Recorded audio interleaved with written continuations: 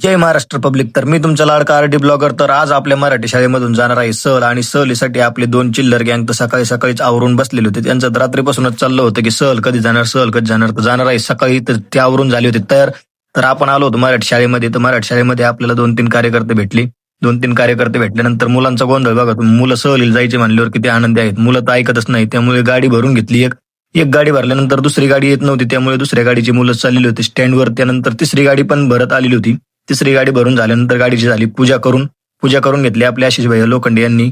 पूजा करून नारळ फोडून घेतलं. पूजा करून झाल्यानंतर दुसऱ्या गाडीची पण पूजा घेतली. बघतात तर आपले ड्रायव्हर आत्ता शिकाले. ड्रायव्हर आल्यानंतर ड्रायव्हरचा पण घेतलाय सत्कार घेतला मान्यवरांच्या हस्ते सत्कार झाल्यानंतर आपल्या निघालेत गाड्या. एक एक वाट दाखवण्याचं काम आपलं लक्ष्मण भाऊ यांनी केलेलं आहे. लक्ष्मण भाऊनी गाडीला वाट दाखवण्याचं काम केल्यानंतर एक एक गाडी चाललेली आहे आपली पुढे. तर गाडी जाताना गाडीत बसलेले मुलांचा आरडाओरडा बघा, आनंद बघा मुलांचा किती, किंवा सहलीला जायचं आहे मुलांना.